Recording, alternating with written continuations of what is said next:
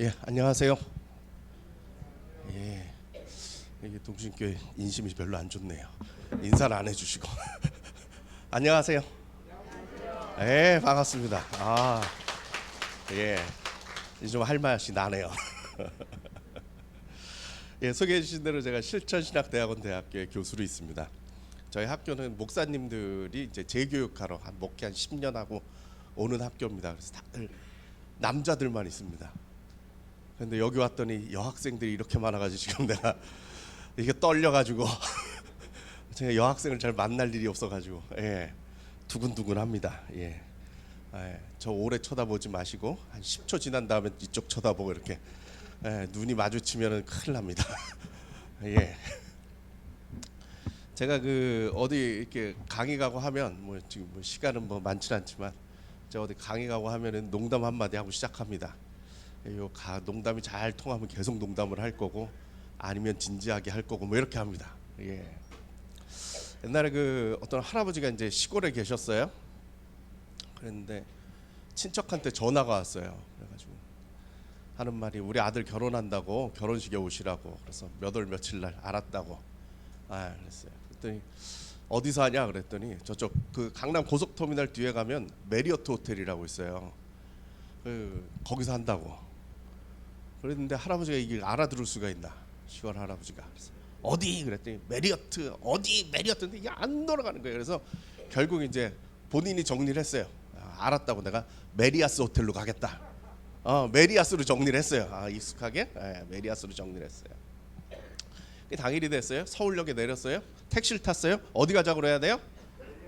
메리아스 가자고 그래야 되는데 분명히 머릿속에서 메리아스였는데 입으로 튀어나오긴 런닝구 호텔 갑시다 이래버렸어.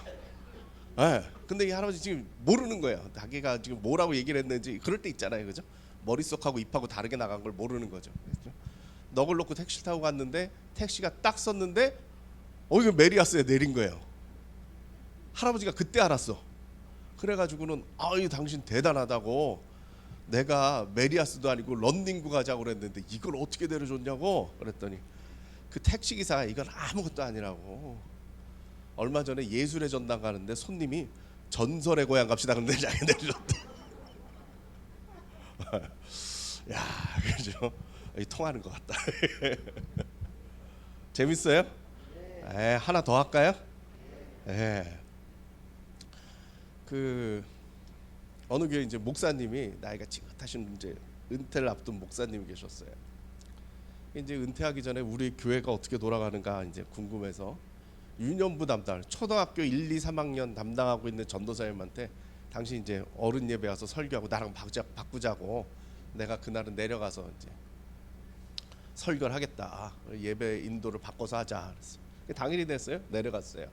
할아버지가 머리가 허연 할아버지가 오셔가지고 초등학교 1, 2, 3학년 설교를 했으니까 어떻게 됐겠어요? 애들이 재미가 없어가지고 난리 치고 이리 뛰고 저리 뛰고 하니까 목사님이 수습이 안 돼가지고 이제 대충 하고 이제 끝냈어요. 근데 일부러 이 담임 목사님이 여기까지 내려왔는데 뭐라도 한 방 보여줘야 될 거 아니야. 전도사는 못하는 목사들만의 이게 뭐가 있어요? 한 방에 축도 아니에요, 축도. 그래가지고 이제 마지막에 손을 들고 이제는 하고 시작했는데 요 맨 앞에 장난꾸러기 두 놈이 딱 앉아 있었어요. 애들이 축도하는 걸 처음 봤어. 한 놈이 옆에 있는 놈 옆구리를 쿡 찌르더니 야, 목사님은 왜 손을 들고 기도를 하냐 이렇게 물어봤어요. 그랬더니 옆에 있는 놈이 하는 말이 야, 설교를 저렇게 못했는데 하나님한테 손 들고 벌 받는 거야 그러더래.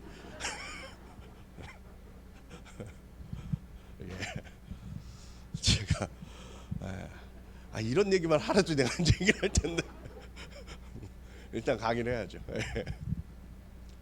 제가 이제 강의를 부탁을 받고 이제 노인대학이라고 그래서 이제 어떻게 해야 될까 고민이 아주 많았어요. 우리 집사님이 저한테 연락을 주신 게 한 1년도 넘었어요. 1년도 넘었어요.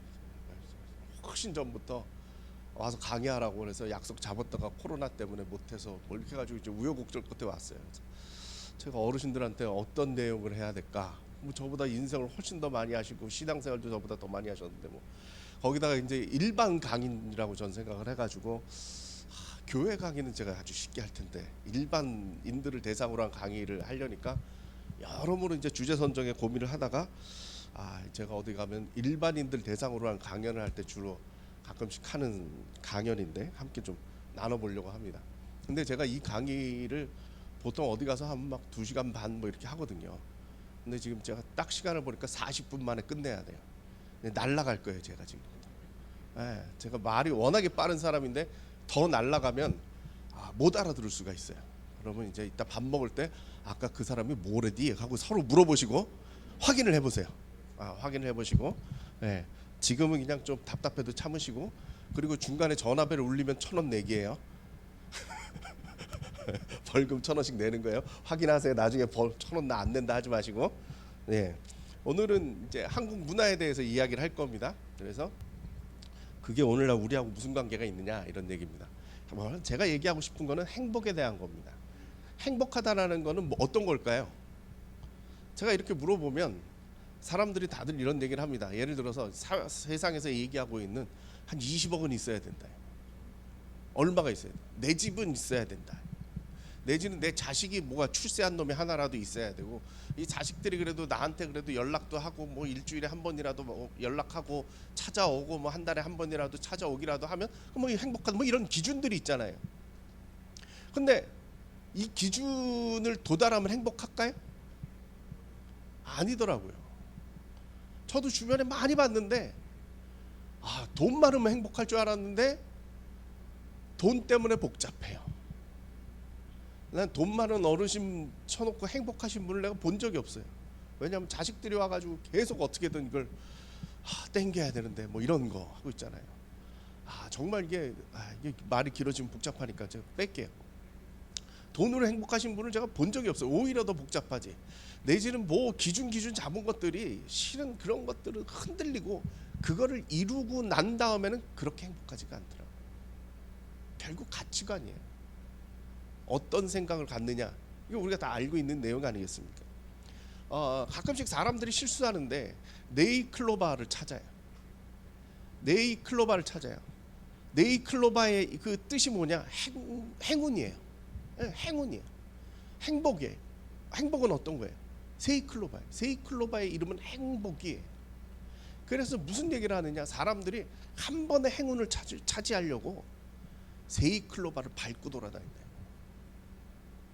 지금 내가 이거 행복하고 있다라는 걸 이렇게 찾아야 되는데 내 주위에 이렇게 세이클로바는 널려 있는데 세이클로바보다 네이클로바가 있으면 좀 행복할 것 같으니까 자꾸 그 행운을 찾아서 단 한 번에 행운을 찾아가지고 쉽게 얘기해서 주택복권, 뭐 옛날 주택복권 이제 로또가 되는, 그것 때문에 길이 나는 왜 안 됐을까 이 생각하다가 행복하지가 않다. 뭐 이런 얘기를 하는 거죠. 그래서 오늘 가치관에 대해서 얘기를 할 텐데, 첫 번째는 우리나라의 전통적인 가치관, 두 번째는 산업화 시대 때 우리 70년대 80년대 산업화 시대 때 이루었던 가치관, 그리고 오늘날 우리의 얘기를 좀 해볼 겁니다. 전통적 가치관은 첫 번째, 우리나라는요 유교적 가치관이 있어요. 유교적 가치관이 있어요. 유교적 가치관의 특징은 뭐 이런 것들이 있겠죠. 사람들이 유교적 가치관이 우리를 지배한다고 그러면 잘 이해를 못해요. 종교 인구를 조사를 하면은 옛날에 이제 그 80년대 중반 후반 때 서울대 교수 윤희움 교수라고 계신데, 종교학과 교수신데, 그분이 참 재밌는 얘기를 했어요. 인구 센서스 조사를 딱 하면 유교 인구는 얼마나 될까요? 3%밖에 안 되는 거예요. 종교로 유교를 이야기하는 3%밖에 안 되는 거예요. 그랬더니 그 윤희움 교수가 약간 열을 받아가지고, 이게 종교로 따지니까 그렇지 가치관으로 따져보자 이랬어요. 그 이분이 조사를 한 거예요. 제사를 지내느냐 뭐 이런 것들로 조사를 해봤더니 우리나라 사람들의 90% 이상이 유교다. 종교도 비슷하거든요. 우리가 기독교회죠. 기독교라고 얘기를 하지만 실은 이 밑바닥에 깔린 이 문화라는 게 이 안에 우리가 다 이게 배겨져 있거든요. 많은 사람들이 기독교를 갖다가 이제 뭐에다 비교를 하냐면 무당 같다 이 말이에요. 막 하고 막 기도하고 막 이럴 때 막 하니까 이게 무당 같다 그러는데 전 그렇게 생각 안 해요. 우리한테 많은 영향을 준 전통적인 종교는 유교예요. 격식 차리는 거 우리 참 중요하게 여기죠. 다 이런 거거든요. 그래서 유교에 대해서 우리가 알아보면 유교의 가장 기본되는 그 사상이 뭐냐? 삼강오륜인데 삼강오륜 중에 핵심을 딱 꽂으라 그러면 뭐냐? 효예요. 부모님께 효를 하는 거예요.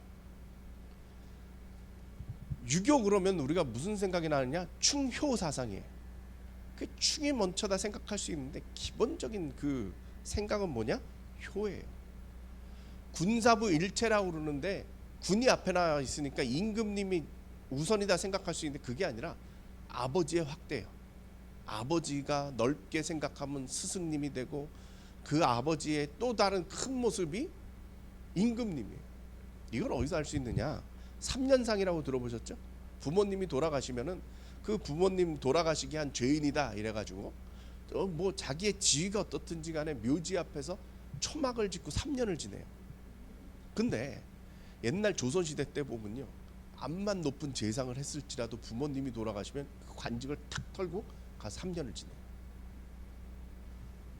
요즘 만약에 예를 들어서 무슨 장관 한다는 사람이 뭐 국무총리 한다는 사람이 우리 아버지 돌아가셨어요, 그리고 그걸 탁 던지고 내려가면 그 사람 칭찬을 받을까요? 안 되죠. 아니 공직의식이 있어야지.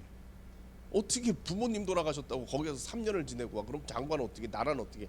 근데 옛날에 통한 거예요. 아버지 돌아가시고 어머니 돌아가시면 6년을 저기 묘지 앞에서, 그 당시에 수명이 몇 년이었겠어요?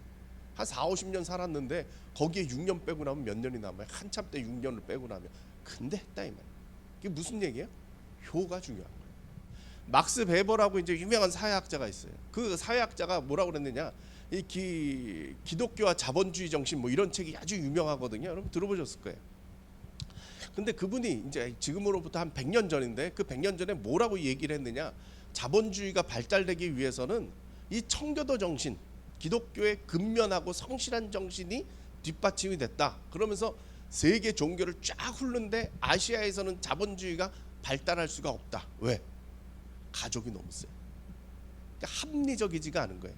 전문 경영인이 아니라 그냥 아들한테 자꾸 물려주니까 그 자대로 될 수가 없다. 뭐 이런 뜻이었어요. 그랬는데 이게 뒤집어졌죠. 이 아시아 신흥 국가들이 자본주의가 잘, 우리나라 얼마나 잘 살아요.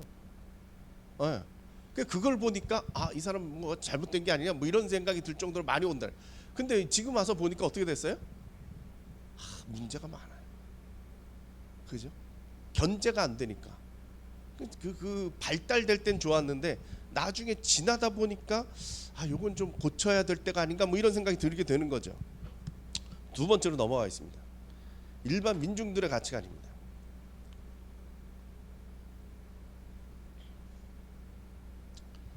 일반 대중들 같은 경우는요, 양반들하고 좀 달랐어요.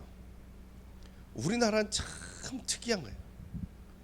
저희 그 지도 교수가, 제가 독일에서 공부를 했는데 지도 교수가 한국에 관심이 많아가지고 한국에 와가지고 보면서 기독교가 유교랑 비슷한 측면이 있다 뭐 이런 논문을 쓰면서, 제가 시간이 없어서 자세히 설명을 못 드리겠는데 그분이 무지하게 재밌다는 거예요. 한국에 와서 보니까 양반집하고 우리 장로교회가 왜 그 성장하게 된다 그 얘기를 하면서 사대부 집안하고 비슷하다는 거예요. 왜냐하면 사대부 집안을 이렇게 보니까 사랑방에서 남자들끼리 모여가지고 아주 그 유교, 이 이성이 발달돼가지고 막 그 논쟁하고 막 그 서로 막 그 당쟁에서 죽이고 막 이럴 정도로 아주 무서운 종교예요, 유교가. 그런데 뒷마당에 가 보면 여자들이 정한수 떠놓고 기도하고 있다는 거예요. 그러니까 서양 사람들 입장에서 보면 이 두 가지 종교가 한 집안에서 공존을 하고 있다는 거예요. 앞쪽은 남자들끼리 모여가지고 상당히 이성적인 종교를 하고 있는데 뒷마당에 가서 여자가 정원수 떠놓고 기도하는 감성적인 종교가 있다는 거예요. 그분이 장로교회가 어떻게 발달됐느냐 이 구조라는 거예요. 독일 사람의 그 얘기예요. 주일 예배는 남자들끼리 모여가지고 다 남자들끼리만 앞에 나오잖아요. 엄숙하게 막 말씀 위주로 막 그렇게 이성적인 얘기를 하고 있는데 금요일이 되면 뒤집어진다는 거예요. 거기는 말씀, 기도, 여자들의 여성 감성이 살아있는 기도회가 열린다는 거죠. 근데 이 두 개가 같이 공존을 하는 걸 보니까 이 사대부 집안하고 비슷하다는 거예요. 기독교적인 관점으로 보면 쉽게 말씀드리면 교회에서 두 종교가 공존할 수 있느냐? 없죠. 서양 사람들은 이게 이해가 안 되는 거예요. 두 종교가 같이 있다라는 게. 근데 우리는 그게 두 종교라는 생각조차가 안 들잖아요. 근데 이게 가능하다는 거예요. 그 우리나라를 보면요, 사대부들은 막 그 양반들은 막 중내 사내하면서 그 교리 논쟁을 하고 있는데 밑에서는 다른 종교가 가능한 상당히 유연한 사고를 가지고 있어요. 이 초가집이죠. 옛날에 이렇게 살아보셨어요? 이 초가집의 특징이 뭔지 아세요? 옛날 집들이 뒤에 산이 있고 앞은 너른 들판이든지 바다가 이렇게 아니 물이 있죠. 근데 재밌는 게 뭐냐 하면 문들이 다 통해 있어요. 네. 이 추운데 왜 이러고 살았는지 모르겠어요. 그죠? 근데 우리는 통하는 걸 좀 기가 통해야 돼. 산에서부터 이쪽으로 나갈 때 걸림이 있으면 안 돼요. 옛날 다 기억하실 거예요. 지금 이게 잘 안 보이는데 요 안에 보면 저 뒤에 문이 또 있어요. 문을 탁 열면 저 산에서부터 바람이 불면 이 집을 통과해 가지고 마당 뭐 문이라는 게 없잖아요. 쫙 통한다. 이 통하는 걸 중요하게 여겼어요. 근데 이 한국 사람들 참 특이하죠. 옛날 이제 석가래 걸고 뭐 이렇게 하는 그 집이잖아요. 근데 옛날 집을 어떻게 졌어요? 옛날에는 설계도구 자시고 없었죠. 일단 주변에 있는 나무 구에다가 얽고 나머지는 흙으로 채웠어요. 아, 이 한국 사람들은요 장인이야다. 설계도 필요 없어요. 그냥 하면 돼요. 그러다 보니까 무슨 일이 벌어져요? 주워온 나무에 따라서 이게 잘 보이실지 모르겠는데 삐뚤삐뚤해요. 삐뚤삐뚤해요. 그런데 괜찮아. 한국 사람들은요 사고가 유연해요. 저는 독일에서 살다 왔잖아요. 독일에서 제가 14년을 살았어요. 그냥 청춘을 20대부터 30대까지 살았기 때문에 이 독일식 이게 박혀 있는 사람인데 독일하고 한국하고는요 완전 정반대. 독일은 규격이 맞아야 돼요. 그 독일제 기계가 좋은 이유가 그거예요. 아주 정밀하게 딱딱딱딱 맞아 떨어지거든요. 근데 한국 사람들은 딱딱딱딱 맞으면 정이 없어. 그래가지고 난 수도가를 보고 놀랐어요. 세면대 밑에 뭐 고치려고 수도가를 봤더니 다 자바라 아시죠? 이렇게 하는 거 있잖아요. 아무 생각이 없어. 제가 볼 때는 그냥 수도 저기 세면대 갖다 붙이고 구멍은 저쪽에 있는데 이걸 자바라를 통해서 이렇게 휘어가지고 여기다 탁 꽂아요. 독일은 절대 그런 거 없어요. 수치를 계산을 해가지고 파이프가 촥촥촥 해서 간다고. 근데 한국 사람들은 신경을 안 써요. 한국 사람들은 법이 중요해요? 아니에요. 내 기분이 중요해. 네, 그래가지고 맨날 뉴스에 나오는 게 뭐예요? 법감정이라는 거예요. 법은 법이고, 그건 네가 정했고, 우린 그렇게 지킬 마음이 없어. 우리나라에서 제가 되게 재밌게 생각한 게 뭐냐면 하이패스가 도입됐잖아요, 고속도로에. 그랬는데 처음에 사고가 나가지고 사람이 죽었어요. 하이패스가 생긴 줄 모르고 거기 서 있다가 뒤에서 트럭이 가서 박았어요. 그랬더니 그 사고가 난 걸 보면서 제가 저러면 안 되지. 왜냐하면 그 하이패스 지날 때 30km로 지나게 돼 있어요, 법으로. 그런데 아무도 30km로 달리질 않아요. 쌩쌩 달리잖아요. 근데 거기 서 있으니까 서 있는 걸 못 본 거거든요. 그러니까 법을 안 지킨 거예요, 이 사람들이. 그랬는데 하도 저거 생겨가지고 그랬다고 하도 난리치니까 도로공사에서 뭐라고 그랬어요? 1,000원 내셔야 되는데. 도로공사에서 뭐라고 그랬느냐? 이 가로막은 게 플라스틱이니까 서 있지 마시고 받고 가시라고. 돈을 안 냈을지라도 거기 서 있지 말고 받고 가시라고. 독일 같으면 이거 안 통해요. 한국은 이게 통해요. 독일은 30km 어긴 놈한테 벌을 주지 받고 가시라는 소리를 안 한다. 근데 우리 사람들은 사고가 유연해요. 우리가 그 꿈꾸는 인생이라는 건 뭐예요? 방랑자예요. 한량이에요. 항상 사람들이 꿈꾸는 게 뭐예요? 오늘 일을 하고 있다 갑자기 툭 때려치고 여행 가는 사람, 이 방랑 기질이 있는 사람들이 되게 좋은 사람이라고 여기는데 제가 볼 때는 저 되게 이상한 사람이거든요. 근데 한국인들의 사고에 이렇게 깊이 뿌리 박혀 있어요. 그러다 보니까 무슨 일이 생기냐? 이게 이제 왕궁이죠, 경복궁이죠. 불을 켜놔서 화려한데 잘 보시면은 서양의 왕궁하고 다른 게 있어요. 뭔지 아세요? 다 나무로 지어놨어요. 그래서 고층 건물이 없어요. 우리나라만 그래요. 옆에 있는 중국도 저렇게 지었어도 고층이 있고요. 일본도 고층이 있는데 우리나라만 고층이 없어요. 이게 이제 베르사유 궁전이죠. 보세요. 돌로 지으니까 웅장하게 짓잖아요. 근데 한국 사람들은 저게 안 부러워요. 저기 갇혀가지고. 우리나라 사람들은 유연한 사고를 하는 게 특징이다라는 거예요. 그래서 유교는 되게 엄격한데 밑에서는 이제 다른 생각들을 하는 걸 받아들일 수가 있는 거예요. 유교는 되게 엄격한데 밑에서 다른 종교로 하고 있는 걸 갖다 받아들이고 있다는 거예요. 그런 게 제일 드러나는 게 뭐냐? 그 탈춤이라는 거예요. 좀 이따 말씀을 좀 더 드릴게요. 세 번째 전통적인 가치관은 뭐냐? 도교예요. 도교는 여러분들이 잘 이렇게 접하기가 쉽지 않은 것 같지만 실은 우리가 맨날 기가 살고 신이 산다 하는 게 그게 도교 사상이에요. 특히 자연을 중시하죠. 이 그림은 겸재 선생님 그린 인물산수화예요. 무슨 그림이라고요? 인물산수화예요. 인물이 어디 있어요?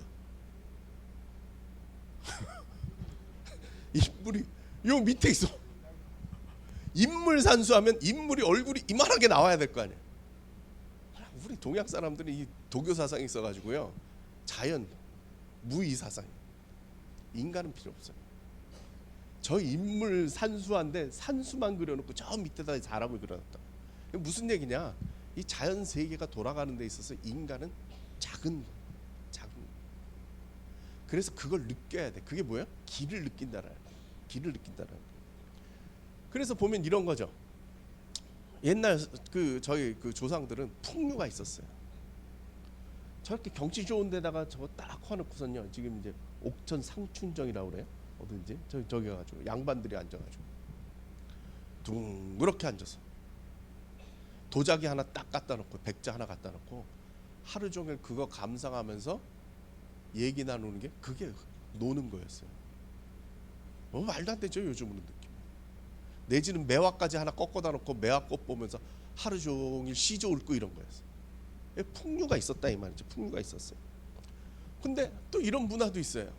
마당 탈춤 추면서 여기 탈춤 추면서 임금 욕하고 뭐 영화 같은 데 보면 임금 욕하고 양반 욕하고 풍자하고 막 이러는데 옛날 같으면 저 쳐 죽여도 될 것 같아. 근데 그걸 놔둔다고.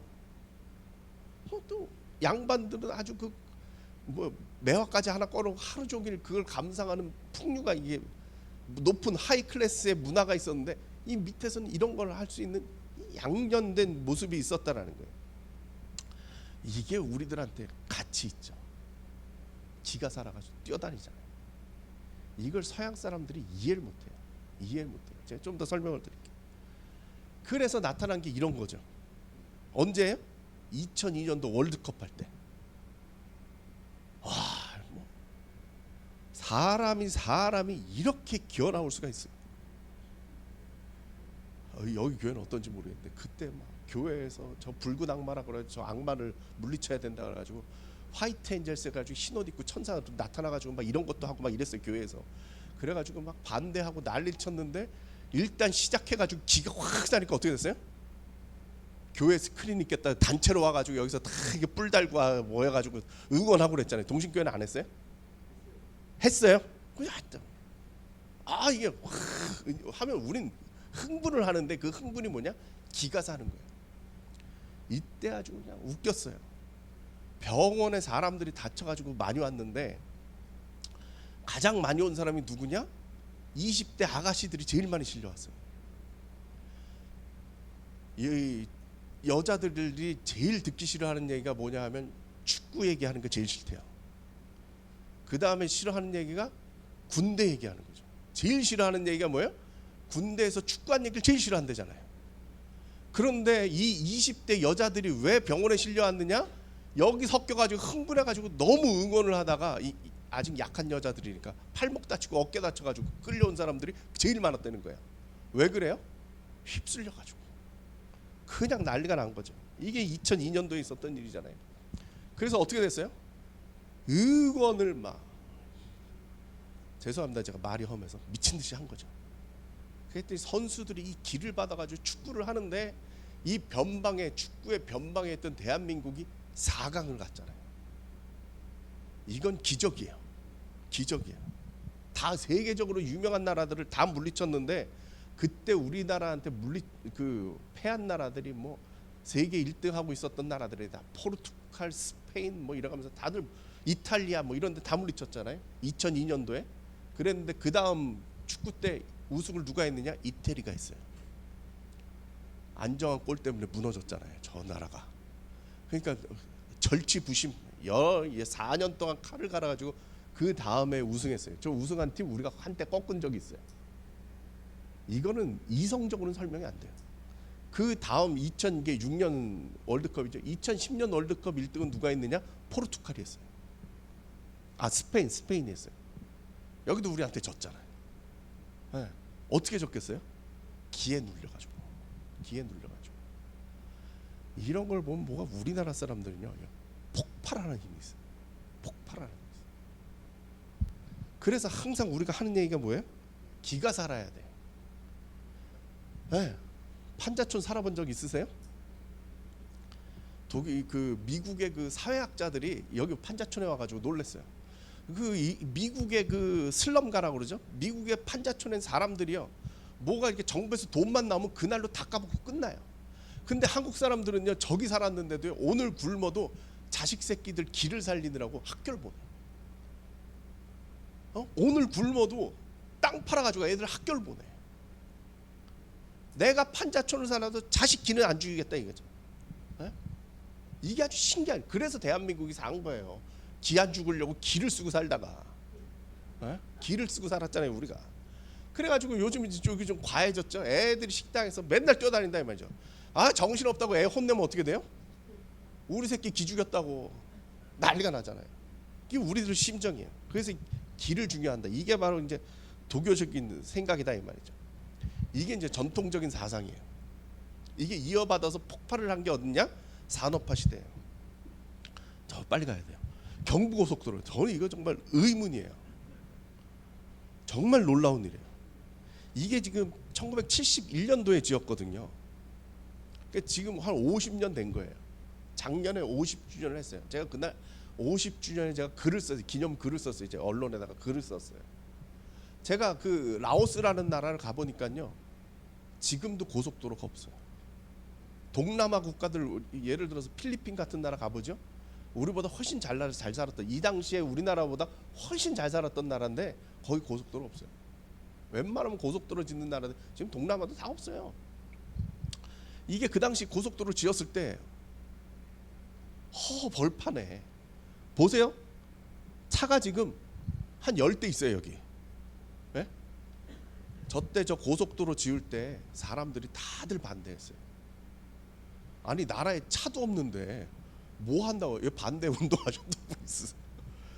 아니 농촌에 소달구지 끌고 다니고 있는 판국에 뭔 고속도로를 짓냐고 난리였는데 저걸 밀어붙여서 지은 거예요. 박정희 대통령이 독일 갔다가 독일에 쫙 뻗은 고속도로를 보고 우리나라도 저거 해야 된다 이래가지고 저걸 지은 거죠. 대단한 일이에요. 그 당시에 저 없는 살림에 저걸 지었다라는 건 기적 같은 일이죠. 근데 이걸 짓다가 제가 최근에 이걸 보면 그 작년에 글을 쓰면서 조사를 쫙 해봤는데 정말 제가 놀라운 걸 발견했어요. 77명이 저 고속도로 짓다 죽었어요. 이 77명이 저 고속도로를 짓다 돌아가셨다면 경부고속도로가 몇 킬로냐 하면 대충 한 400킬로 되죠? 그죠? 그 말은 무슨 뜻이에요? 5킬로마다 한 명씩 묻은 거예요. 저거 전투적 이게 죽음으로 지은 거예요. 저게 그냥 된 게 아니에요. 참 저희 그 어르신들한테 참 감사한 일이에요. 정말 죽을 똥 살 똥하면서 나라 만들어 놓은 거 아니겠어요? 제가 참 놀랍게 생각하는 게 뭐냐면 지금 이 장면인데 지금도 가시면 요거 새로 다 단장을 했어요. 추풍령 휴게소가 있어요. 아세요? 추풍령 휴게소에 가면은 요 왼쪽에 있는 게 중공 기념탑이에요. 기념탑이 있어요. 저게 아주 역사적인 사실이라는 거죠. 그 추풍령 휴게소에 서울 쪽으로 2개 더 올라오면은 금강 휴게소예요. 그 금강 휴게소에 위령탑이 있어요. 위령탑. 이게 이제 그 고속도로인데 제가 볼 땐 기독교인이 졌나 봐. 십자가 형태로 해가지고 이 뒤에 가면 77명의 명단이 있어요. 근데 제가 이걸 조사를 하면서 제가 감동을 받은 게 뭐냐면 박정희 대통령이 저걸 갖다가 저 추풍령에 가가지고 기념 준공식을 했잖아요. 역사적인 순간 아니에요? 그러니까 유경수 여사랑 가가지고 축제를 했겠죠. 그리고는 그 다음 날 올라와 가지고는 금강휴게소에 가서 위령제를 한 거예요. 그러니까 이분 사고는 이게 군인이었던 것 같아요. 이분들이 돌아가셔가지고 우리가 이렇게 됐다. 이게 전후 의식인 거죠. 여러분 생각을 해보세요. 준공식을 해가지고 축제를 열었어요. 그 분위기를 쫙 올라가야 되겠죠, 일반적인 사람이라면. 근데 이분은 그 다음날 딱 가가지고 돌아가신 분들을 봤다는 거예요. 우리 나라가 사는 게 이런 거겠죠. 이런 노력이겠죠. 이런 그 의식을 가지니까 성공을 한번 해보니까 무슨 생각이 들어요? 할 수 있겠네. 그래가지고는 막 이 박태준 회장 아닙니까? 제철소 짓고 조선소 짓고 광 케이블 깔고 막 인터넷 이동통신. 지금 우리가 지금 이렇게 잘 살게 된 게요, 이때 이 꿈을 꾼 사람들 때문이에요. 그 도대체 되지 않을 일을 갖다가 저걸 밀어붙여 가지고 저는 이게 뭐 지금도 울컥울컥 하는데, 그 경부고속도로 5km마다 한 사람씩 깔고 그걸 지은 거예요. 그렇게 해서라도. 그래서 오늘날 이렇게 잘 살게 된 거죠. 이게 어떻게 된 거냐? 우리 민족의식. 국민교육 헌장 어떻게 시작해요? 기억 안 나세요? 나는 민족 중에 역사적 사명을 띠고 이 땅에 태어났다. 조선의 빛난 오늘의 내 살려, 뭐 이런 걸. 야, 대단하죠. 우리 국기에 대한 맹세. 나는 자랑스러운 태국과 조국과 민족의 무궁한 영광을 위하여 몸과 마음을 바쳐 충성을 다해서 굳게 다짐합니다. 와, 이걸 볼 때마다 막 들끓어 오르죠, 그죠? 뭔가 내가 그 초등학교 때 저도 기억나요. 지금도 외우고 있잖아요. 지금 40몇 년이 지났는데 지금도 외우고 있잖아요. 초등학교 때 그 1, 2학년 막 겨우 글 뗀 놈들한테 이거 외우라고 그래가지고 국민교육 헌장 저걸 어떻게 외워요? 달달달달 외웠잖아요. 그 뜻을 알았을까? 몰랐어요. 민족 중에 역사적 사명을 띄고 태어났다는 게 10살 먹은 놈이 뭘 알겠어요. 근데 막 교육을 시키니까 어떻게 됐어요? 민족의식이 살아나는 거죠. 우리가 살려면 열심히 해요. 단체의식이 막 어마어마하게 생기는 거 아니겠습니까? 근데 잘 생각해 보면 우리가 그렇게까지 흥분해야 될까? 뭐 이런 생각이 들지 않습니까? 제가 조성돈이잖아요. 이 조자가 나라 조자예요. 나라 조자 쓰시는 분 있으세요? 있으시네요. 훌륭하신 분이에요. 우리 조상은 옛날에 중국에서 조나라를 세웠어요. 어마어마한 나라였거든요. 중국에서 한참 날리다가 망해가지고 고려시대 때 한반도로 흘러들어요. 유민으로. 그러니까 이게 이주 노동자 출신이에요, 제가. 네. 그러니까 제 고향은 어디예요? 저 중국이에요. 저 베이징에 한때 날리던 우리 조상들께서 계신데, 여기 와가지고 하도 교육을 시키니까 내가 조선민족이 됐어. 그래가지고 괜히 독도 문제만 일어나면 흥분을 해. 중국 그래도 막 흥분을 해. 막 화가 나. 막. 왜 그래요? 어려서부터 하도 이 민족의식 교육을 받아서 그래. 근데 그거 덕분에 우리가 잘 살게 된 거죠. 막. 같이 막 힘나가지고 썼죠. 그게 열을 쫙 뻗은 게 새마을운동이라. 저거는요 지금도 난리예요. 우리나라에서는 지금 새마을운동 더 얘기를 안 하지만 이거 배우려고 지금 중국, 아프리카 막. 네. 아니 그 소망교회 우리 그 광 목사님 제 생각이 나요. 광 목사님 성함이 어떻게 되시죠? 갑자기 생각이 안 나. 하여간 곽선희 목사님. 예. 저보다 나시네. 예. 5학년 넘어가면서부터 이름이 생각 안 나면 포기해야 돼, 그죠? 강연을 망칠 수가 생각만 하다. 곽선희 목사님 제가 만난 적이 있는데 요즘 어떻게 지내세요? 그랬더니 중국 강연단위로 바꾸시다는 거예요. 꽤 된 얘기예요. 몇 년 됐어요. 아니 그 중국에 무슨 목사님이 가서 할 일 있냐 그랬더니 새마을 강연하느라고. 복음 전하는 이렇게 설교하러 간 게 아니라 새마을 강연하러 중국을 그렇게 다니신다는 거예요. 세계가 지금 배우는 거죠. 불가사의한 일이에요. 리어커 서달구지 끌면서 저 차도 안 다니는 저 길을 저렇게 넓힌다고. 그 당시에 슬레이트 주고 시멘트 주고 집 지으라고. 근데 거기에 흥분해가지고 난리가 났잖아요. 그래서 70년대 이 새마을 교육, 이 사진이 전 너무 웃겨요. 새로운 선진조국 창조 막 이런 기회였는데 저분은 도포 입고 지금 강연하고 있는 거야. 되게 웃기죠. 근데 저게 성공을 한 거죠. 사람들이 난리가 난 거죠. 우리도 살 수 있다, 잘 살 수 있다, 이런 쪽으로 말이 기와 신이 살았어요. 최고의 시기예요. 저 때 막 달리기 시작했죠, 그죠? 그래서 우리나라가요, 이게 무슨 얘기냐? 남들한테 도움받던 나라가 남 도와주는 나라. 세계 역사 유례가 없다는 거 아니에요. 예? 저 나라 저런 기관 단체들이 지금 다들 저거 남 도와주고 있다라는 거예요. 몇 년 만에. 이 세계 유례가 없대요. 근데 자세히 보시면 뭘 보실 수 있어요? 다 교회에서 했던 거예요. 저 기독교가 아니면 할 수가 없어요. 저 70년대 80년대 막 기사 나가지고 난리칠 때 그때 교회가 전성기였어요. 성령 충만해서 달려라 막 이거 했잖아요 우리가. 그 메시지가 우리만 살린 게 아니라 이 나라를 살린 거예요. 그래가지고 처음이에요. 5,000년 역사상 처음 우리가 잘 살게 됐어요.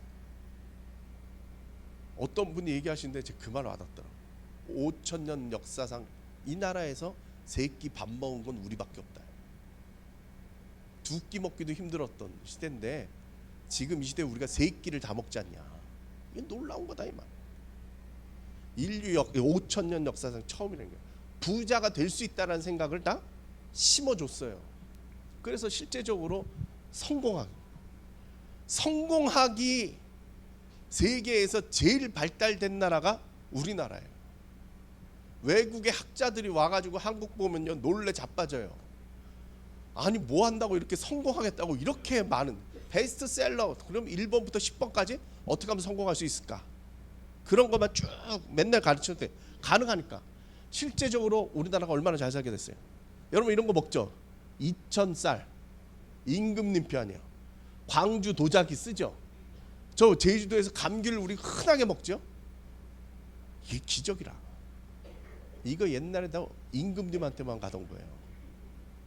오죽하면 제주도에서 감나무를 베어가지고 없애버리겠어. 내가 죽는 게 낫지. 저 감을 하도 빼가니까. 그랬는데 요즘 마음껏 사 먹을 수 있어요. 지금 여러분 사는 게요 임금님 수준이에요. 아세요? 옛날에 꿈도 못 꿨다고. 어디 감히 임금님 드시는 쌀을 퍼다가 우리가 사 먹었어.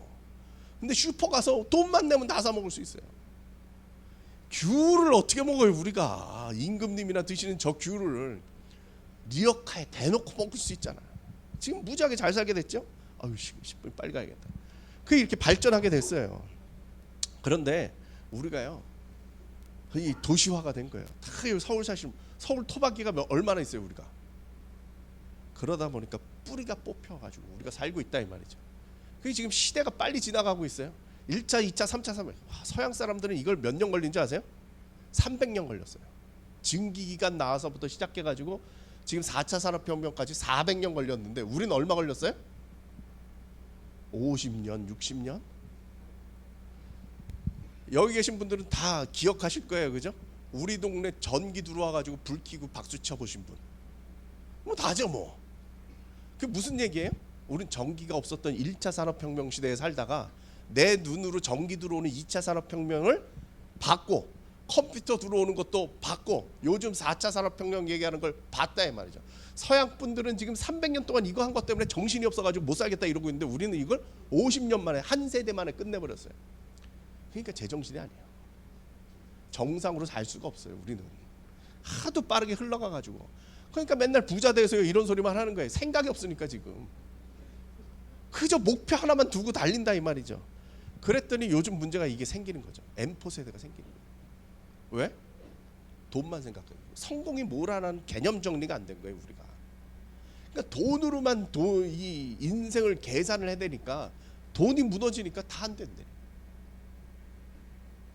돈이 없다고 왜 인생을 포기를 해요? 제가 자살 예방 한다고 말씀 주셨는데 너무 안타까워요. 자살도 유행이에요. 특히 어르신들 제가 다음에 기회 되면 저 다음에 또 불러주세요. 자살 예방 얘기해 줄게요. 사는 얘기 제가 더 해드릴게요. 어르신들이요 2011년도에 피크였어요. 자살이. 그때 자살률이 몇 명이었느냐 하면요 127명이었어요. 그때 평균이 몇 명이었느냐면 30명이었어요. 몇 배예요? 4배. 어르신들이 자살을 그렇게 많이 했어요. 요즘 어떻게 됐느냐? 절반으로 줄었어요. 60명 됐어요. 지금 평균에 비해 한 3배 정도 돼요. 자살 전체적으로 줄었기 때문에 3배까지는 안 되고 한 2.5배 정도 돼요. 그 왜 그렇게 됐냐고. 왜 어르신들이 돈만 생각하니까. 사는 거 힘드시죠? 힘드시죠? 경제적으로도 어렵고 뭐 몸도 어렵고 힘드시죠? 근데 제가 어르신들 만나면 그래요. 힘들 수밖에 없는 이유가 있는데 그게 뭐냐 하면 어르신 저희 집안 행사하는데 어르신이 미수였어요. 88세셨어요. 그 어르신이 저희 어르신께서 하신 말씀이 뭐냐면 내가 이렇게 오래 살 줄 몰랐다. 내가 88세까지 살 줄 난 생각도 못했대. 저 같은 학자가 보면 무슨 생각이 드냐? 아, 저분은 노후 준비가 아무것도 안 됐다는 얘기네. 그렇죠. 우리가 뭐 한 70살 살 줄 알고 노후 준비해놨는데 한 60까지 열심히 일하고 한 10년은 자식들이 뒷바라지하고 그러고 살면 딱이다 생각을 했는데 갑자기 30년 더 살아야 돼. 내가 직장 생활을 30년을 안 했는데 30년을 덤으로 더 살아야 돼. 그러니까 복잡한 거야. 네, 그런 것들 한번 좀 얘기해 볼게요. 자, 우리가 누군지를 알아야 돼. 우리는 여기서 벗어나야 돼. 단체, 집단의식 이거 벗어나야 돼. 우리나라 사람들은요 몰려다니는 거 좋아해요. 그냥 다 저거 입잖아요. 몇 년 전에 독일에서 친구가 왔는데 겨울에 와가지고 이걸 딱 보더니 대한민국 학생들은 다 저걸 입어야 되냐고 교복이냐고 물어보더라고. 이건 아니라고. 자, 한 놈만 오렌지색을 입었어요. 얘는 어떻게 됐을까요? 왕따죠. 근데 우리도 그렇게 살아요. 우리도 그렇게 살아요. 대한민국만 있는 게 뭐냐 하면 뉴스 할 때 패널들 나오는 거예요. 이건 대한민국만 있어요. 왜 이럴까? 생각이 없어서 그래요. 외국은 뉴스가 20분 이상 안 해요. 그거 보고서 자기 생각을 한다고. 근데 우리나라 사람들은 이 생각을 안 하니까 이 사람들이 나와서 대신 생각을 해주는 거예요. 하루 종일 듣고 있어. 예? 저희 부모님을 봐도 하루 종일 듣고 있어요. 듣고 또 잊어먹을까 봐 계속 또 듣고 생각이 없어요. 함석권 선생님이 100년 전에 무슨 말씀을 하셨느냐? 생각이 있는 백성이 살아납니다. 생각이 없는 백성은 망한다. 100년 전에 그 말씀하셨는데 우리는 아직도 먹고 살기 바쁘게 쫓아다니다 보니까 돈 버는 재미에 빠져가지고 생각이 없이 살았다 이 말이죠. 그래서 여러분들이 잘 살려면 이게 웰라이프 웰다잉 자꾸 나오는 게 다른 강의에서 썼던 슬라이드를 끌고 와가지고 자기중심적이 돼야 돼요. 자기중심적이 돼야 돼. 세상 돌아가는데 나를 맞추지 말고 나 중심적으로 생각하시라. 네. 니들 잘 사는 게 나한테 뭐 행복이다 뭐 이런 광고가 있는데 뻥이에요. 지놈들 잘 사는 거랑 나랑 무슨 상관이 있어? 네. 애 봐줄 때 공짜로 봐주지 마요. 돈 내라 그러세요. 네. 몸 망가져요, 그죠? 네. 아 절대 저는 부모님한테 애를 맡겨본 적이 없어요. 네. 왜 그랬느냐? 내 자식이 나한테 애 맡길까봐. 아니, 내가 고생을 해도 네.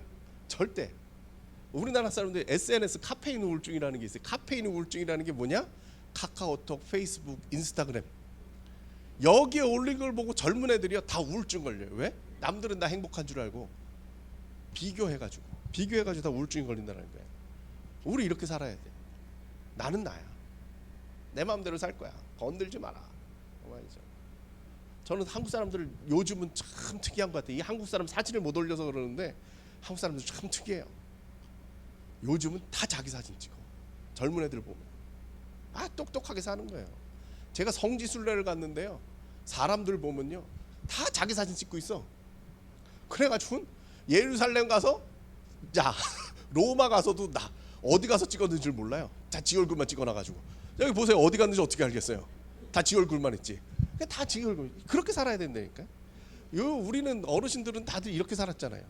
그냥 쳇바퀴 돌리듯이 이렇게 살았는데 그러다 보니까 이제 아이고 나는 그렇게 열심히 살았는데 지금 와서 아무것도 안 하니까 이렇게 살아도 되나 싶어가지고 지금 괴로운 거 아니에요. 절대 그러지 마. 이게 한국 사람만 그래요. 저희 아버지도 67세에 돌아가셨어요. 66세까지 일하시다가 일 관두시고 맥 놓고 사라지셨어요. 아니 미치겠어요. 독일 사람들은요 절대 안 그래요. 은퇴를 기다려요. 제 친구 놈이 아까 얘기했던 그 독일에서 왔다는 그 친구 놈이 와가지고 이제 50 넘어가니까 둘이서 앞으로 어떻게 사느냐 뭐 이런 얘기 했더니 얘 희망사항이 뭐냐? 회사가 나 좀 잘라줬으면 좋겠다. 연구소 다니는데 회사가 나 좀 잘라줬으면 좋겠다. 왜 그러냐 그랬더니 63세까지인가 그 정년인데 63세까지는 아직 10년 남았는데 그때까지 일하기 싫다는 거예요. 그래서 빨리 연금을 받았으면 좋겠는데 자기가 사표를 쓰면은 63세 될 때까지 연금이 안 나온대요. 회사가 날 잘라줘야 일찍 연금을 받기 시작한다는 거예요. 그 빨리 관뒀으면 좋겠대. 우리나라 사람들은 어떻게 해요? 그저 몇 달이라도 더 일을 해야 된다고, 일해야 된다고, 이 의식. 여러분들도 지금 그 생각을 하니까 지금 인생이 힘든 거예요. 즐기시라.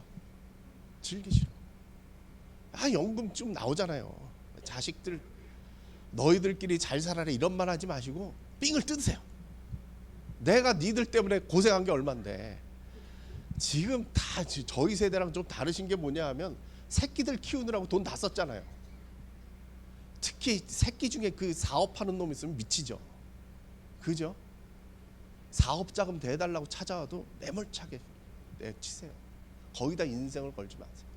내 인생 사시라고. 그래서 노후가 돼도요 편안하게 즐겁게 사세요. 그래서 자기를 찾는 법. 그리고 감사하시고 나한테 없는 거 보지 마시고 있는 걸 찾으세요. 뭘 찾아야 돼요? 네이클로바가 아니라 세이클로바를 찾으시라. 우리 믿는 사람들이니까 제가 딱 한 말씀만 드릴게요. 하나님은 와 계세요. 오시는 게 아니고. 우리 기도에 매이다 보면요 행복하지가 않아요. 왜? 하나님 이것도 주시고요, 이 저것도 주시고요, 주실 것만 자꾸 간구를 하다 보면 항상 뭐가 보여요? 아직 안 온 것만 보여요. 그렇게 하지 마시고 오늘 나한테 와 계신 하나님을 우리 주변에서 봐요. 그리고 행복하시기를 기원하겠습니다. 감사합니다.